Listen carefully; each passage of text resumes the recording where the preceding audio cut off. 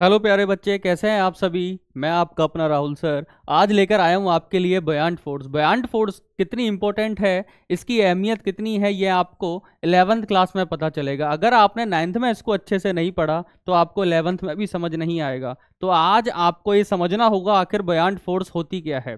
बयान फोर्स क्या है। अगर मैं किसी किसी कंटेनर के अंदर जिसमें लिक्विड भरा हुआ है, चाहे वो पानी भी हो सकता है या कोई और अदर लिक्विड भी हो सकता है, तो उसके अंदर मैंने किसी बॉडी को डिप किया है। देखिए अंदर मैं इसको फोर्स लगा रहा हूं ऊपर से, यहां से मैं एफ फोर्स लगा रहा हूं तो बॉडी अंदर नहीं जा रही। इट मीन्स दैट कोई ना कोई शक्ति है जो उसको नीचे से ढकेल रही है ऊपर की ओर। और ये क्या है, एक फोर्स है जो कि लिक्विड लगा रहा है ऊपर की ओर। इसको हम लोग बोलते हैं बयान फोर्स। तो बयान फोर्स क्या है आपकी, कौन लगाता है इसे, लिक्विड लगाता है और किस डायरेक्शन में लगाता है, अपवर्ड डायरेक्शन में लगाता है। क्लियर। तो इसी प्रोसेस को हम लोग बोलते हैं, फिनोमिनन को बोलते हैं बयानसी। और ये है आपका बयान फोर्स। तो पानी में डूबी हुई बॉडी आखिर फ्लोट कैसे करती है, क्वेश्चन ये है। तो इसका आंसर है पानी क्या करता है, लिक्विड क्या करता है, अपवर्ड डायरेक्शन में फोर्स लगाता है। ठीक है।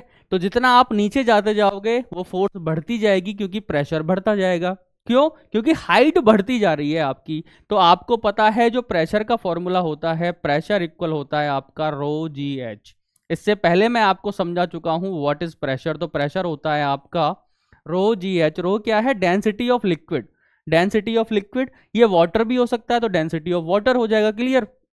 जी आपका है एक्सेलरेशन ड्यू टू ग्रेविटी और एच है हाइट। जितनी हाइट पर आप उसको लेके जाओगे, तो नीचे लेके जाऊंगा हाइट बढ़ती जाएगी, हाइट बढ़ेगी तो प्रेशर बढ़ता जाएगा। इसीलिए क्या है, जितना आप पानी के अंदर जाओगे, नीचे जाओगे, आपका प्रेशर क्या है, आपके ऊपर लगने वाला प्रेशर क्या है, बढ़ता जाएगा, इंक्रीज होता जाएगा। तो आप देखिए, अगर मुझे इसकी वैल्यू निकालनी है, आखिर इसकी वैल्यू क्या होगी, जो लिक्विड फोर्स लगाता है उसका जो फोर्स का जो मैग्नीट्यूड है, मुझे अगर वो कैलकुलेट करना है तो मैं उसे कैसे कैलकुलेट करूंगा। देखिए जरा आज उसको हम समझते हैं। ये टॉपिक आपका एनसीईआरटी के अंदर पहले फ्लूइड में हुआ करता था, लेकिन अब इसे एनसीईआरटी में ग्रेविटेशन में डाला गया है। ये फ्लूइड का बहुत इंपॉर्टेंट टॉपिक है, याद रखिए। जेई नीट में बहुत अच्छे अच्छे क्वेश्चंस इससे पूछे जाते हैं और बहुत इंटरेस्टिंग टॉपिक भी है ये। आखिर बॉडी फ्लोट कैसे कर रही है, इसको समझना, बयानसी को समझना, ये बहुत इंटरेस्टिंग टॉपिक है फिजिक्स में। और 9th में इससे क्वेश्चंस आते हैं, इसकी वैल्यू पूछी जाती है। तो आपके लिए कितना इंपॉर्टेंट है आप याद रखिए। तो इसको देखिए, सपोज मेरे पास एक ग्लास ऑफ वाटर है, इसके अंदर मैंने एक बॉडी है जिसको अंदर रखा है।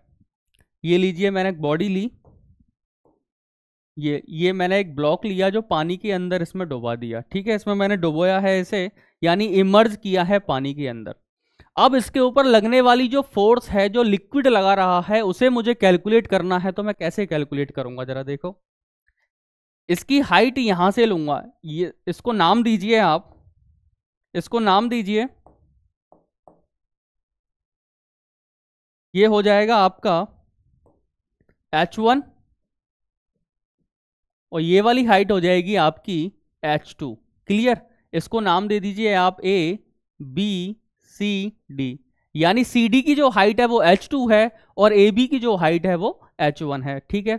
अब जरा देखिए, इस पानी, जो ये पानी है, ये चारों तरफ से फोर्स लगाएगा इस बॉडी के ऊपर। तो एक फोर्स इस डायरेक्शन में लगेगी, एक फोर्स इस डायरेक्शन में लगेगी, और क्या फोर्स यहां से भी लगेगी और फोर्स यहां से भी लगेगी। क्लियर। अब जरा देखिए, ये फोर्स, इसको मैं नाम दे देता हूं F1, इस फोर्स को बोल देता हूं मैं F2।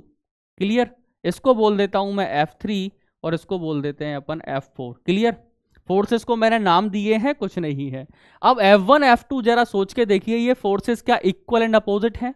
हाँ, ये फोर्स इक्वल एंड अपोजिट हैं। और ये फोर्सेस अगर इक्वल अपोजिट होती हैं ऐसे, तो इन फोर्सेस को मैं कैंसल आउट कर सकता हूं। तो देखिए ये आखिर है कैसे, ये इक्वल कैसे मैंने प्रूफ किया। मुझे पता है प्रेशर जो होता है आपका, प्रेशर का फॉर्मूला, प्रेशर होता है आपका, यहां लिख देता हूं मैं, प्रेशर होता है आपका फोर्स बाई एरिया। आप ये पढ़ चुके हैं पहले, फोर्स अपॉन एरिया। तो फोर्स क्या हो जाएगा आपका, यहां से फोर्स हो जाएगा प्रेशर इनटू एरिया। और पिछली वाली स्लाइड में मैंने आपको प्रेशर का फॉर्मूला बताया है, वो होता है आपका रो जी एच, और ए लिख दूंगा आपका यहां। क्लियर।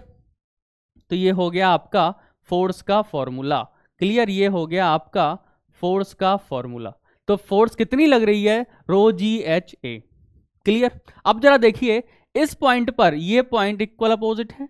अरे ये देखिए फोर्सेस इक्वल अपोजिट है, तो मैं कैसे बोल रहा हूं कि इक्वल अपोजिट है, क्योंकि इस लेवल पर जितने भी पॉइंट आएंगे उन सबके ऊपर प्रेशर बराबर होगा।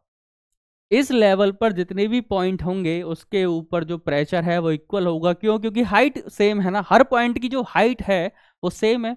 अगर हाइट सेम है इट मीन्स दैट प्रेशर भी सेम होगा। तो ये फोर्स कैसी हो जाएगी, बराबर हो जाएगी। तो बराबर हो जाएगी तो F1 F2 कैसी हैं, F1 एंड F2 आप यहां लिखेंगे F1 and F2 are equal and opposite. ये फोर्सेस कैसी हैं आपकी, इक्वल एंड अपोजिट हैं। तो ये क्या हो जाएंगी, कैंसल आउट हो जाएंगी। क्लियर, तो मैं लिख दूंगा इसे कैंसल आउट। क्लियर। अब आपकी दो फोर्सेस बची हैं F4 और F3, ये तो कैंसिल हो गई, और ऐसे ही जितनी फोर्स इस डायरेक्शन में लगेंगी या ऐसे लगेंगी सारी कैंसिल आउट हो जाएंगी। क्लियर। तो आप देखिए इस डायरेक्शन में, हॉरिजॉन्टल डायरेक्शन में जितनी भी फोर्सेस हैं वो कैंसिल आउट हो चुकी हैं। मकसद मेरा ये बताने का था इसको कि जितनी फोर्सेस आपकी हॉरिजॉन्टल डायरेक्शन में लग रही हैं वो सारी कैंसिल आउट हो गई। अब बची आपकी वर्टिकल वाली। अब जरा देखिए F4 और F3 फोर्स की जो हाइट है वो H2 है, और pressure depends on the height. तो हाइट किसकी ज्यादा है, F3 फोर्स की ज्यादा है एज कंपेरिजन टू H1। तो क्या होगा, ये फोर्स जो है F3 फोर्स जो है आपकी कैसी हो जाएगी, ज्यादा। किससे, ये किससे ज्यादा होगी, F4 से। क्यों? क्योंकि हाइट क्या है, हाइट ज्यादा है। हाइट कैसी है बोलिए, हाइट इसकी ज्यादा है। क्लियर। अब हाइट इसकी ज्यादा है तो फोर्स भी कैसी होगी, ज्यादा। इट मींस दैट एक फोर्स नीचे की ओर लग रही है, एक फोर्स ऊपर की ओर, और ऊपर लगने वाली फोर्स कैसी है, मैक्सिमम है, ज्यादा है। तो रिजल्टेंट कैसे आएगा, इसका रिजल्टेंट क्या हो जाएगा, रिजल्टेंट हो जाएगा इसका ऊपर की ओर। तो मैं लिख दूंगा इसको R। और ये क्या है, आपका फोर्स है, तो इसको आप लिख देंगे, तो इसको आप लिखेंगे। क्लियर। तो इसको आप लिख देंगे, ये F4 है आपका, और ये फोर्स है आपकी रिजल्टेंट फोर्स। तो आप इसको लिख देंगे रिजल्टेंट FR। क्लियर। तो फोर्स, रिजल्टेंट फोर्स जो है आपकी ऊपर की ओर है, this force is known as buoyant force. यही रिजल्टेंट फोर्स क्या कहलाती है, बयान्ट फोर्स कहलाती है। क्या ये आपको क्लियर हुआ? अब देखिए इसे मैं कैसे प्रूफ करूंगा, इसका प्रूफ आपका हो जाएगा कुछ इस तरह से। तो आप इन फोर्सेस की वैल्यूज निकालिए। वैल्यू क्या हो जाएगी, वैल्यू F3 की, F3 हो जाएगा आपका रो जी एच, ये हो जाएगा, और H1, H क्या है आपका, H1 है, और ये हो जाएगा A, और F4 कितना हो जाएगा आपका रो जी H2A। ये F3 है तो आप इसको F3 लिख सकते हैं। क्लियर। इसको आप F4 लिख दीजिए, तो ये हो जाएगा आपका F4, और ये हो जाएगा आपका F3। क्लियर। तो यहाँ H2 हाइट है F3 में, और H1 में कितना है, ये F4 हो जाएगा। क्लियर। अब देखिए जरा, रिजल्टेंट मुझे निकालना है, तो रिजल्टेंट कैसे आएगा इसका, कौन सी फोर्स ज्यादा है, बड़ी फोर्स में से छोटी फोर्स को घटा दूंगा, माइनस कर दूंगा, तो F3 में से आप F4 को निकालिए। तो रिजल्टेंट फोर्स ही तो निकालनी है मुझे। रिजल्टेंट फोर्स हो जाएगी आपकी F3 माइनस F4। तो F3 कितना है आपका रो जी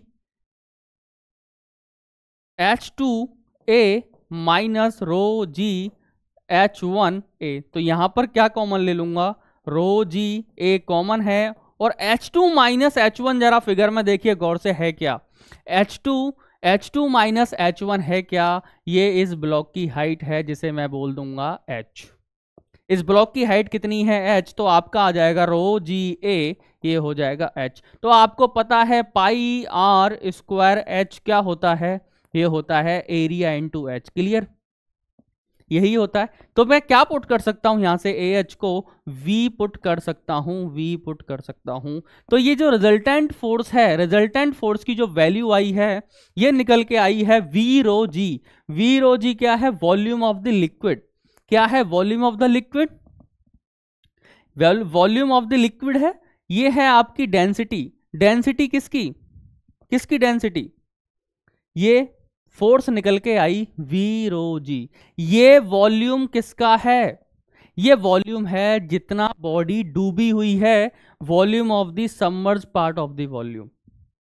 ये वॉल्यूम है किसका, वॉल्यूम है उस पार्ट का वॉल्यूम, बॉडी के उस पार्ट का वॉल्यूम जितना डूबा हुआ है। अब ये बॉडी पूरी डूबी हुई है तो वॉल्यूम पूरा लूंगा, अगर ये हाफ डूबी होती तो मैं हाफ वॉल्यूम लेता।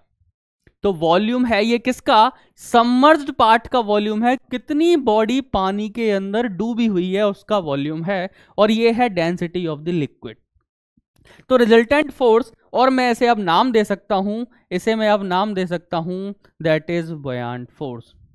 इसको मैं बोल दूंगा बुयांट फोर्स। तो ये है इसका magnitude, V rho G, volume of submerge part, density of the liquid, and G is the acceleration due to gravity. इसको अगर मैं लगाता हूं तो मैं इस फोर्स को निकाल सकता हूं, एफ फोर्स को, F4 फोर्स को निकाल सकता हूं, या मैं रिजल्टेंट फोर्स को कैलकुलेट कर सकता हूं। यही तो मेरी क्या है, बुयांट फोर्स है, जो कि कहां लग रही है, ऊपर की ओर। अब समझ आया आखिर ये बुयांट फोर्स नीचे से ऊपर की ओर क्यों लगती है, इन द अपवर्ड डायरेक्शन क्यों लगती है, क्योंकि इसके पीछे रीजन है प्रेशर का। प्रेशर हाइट पे डिपेंड करता है, तो फोर्स कहां लगेगी, ऊपर की ओर लगेगी, अपवर्ड डायरेक्शन में लगती है हमेशा। तो याद रखिए बुयांट फोर्स हमेशा अपवर्ड डायरेक्शन में लगेगी, इसके पीछे का रीजन है हाइट। क्लियर। तो ये आपका था बुयांट फोर्स। तो आप, आशा करता हूं आपको ये समझ आया होगा। इसके ऊपर अच्छे अच्छे न्यूमेरिकल्स आप लगाइए, बुक्स खोलिए, एनसीईआरटी खोलिए, कोई और रेफरेंस बुक्स खोलिए, इस फॉर्मूले का यूज कीजिए। सबमर्ज पार्ट क्या है वॉल्यूम का, डेंसिटी ऑफ लिक्विड क्या है, एक्सेलरेशन ड्यू टू ग्रेविटी की वैल्यू कांस्टेंट रहेगी, 10 ले सकते हैं 9.8। तो आप इनको अप्लाई कीजिए और न्यूमेरिकल्स को सॉल्व कीजिए। मकसद मेरा यही था, मोटिव यही था कि आप न्यूमेरिकल्स को सॉल्व करेंगे। क्लियर। तो मिलूंगा ऐसे ही नेक्स्ट वीडियो के अंदर, ऐसी इंटरेस्टिंग वीडियोस लेकर मैं आपके लिए आता रहूंगा। तब तक के लिए शिक्षा नेशन फाउंडेशन चैनल को आप सब्सक्राइब कीजिए। ठीक है, थैंक यू।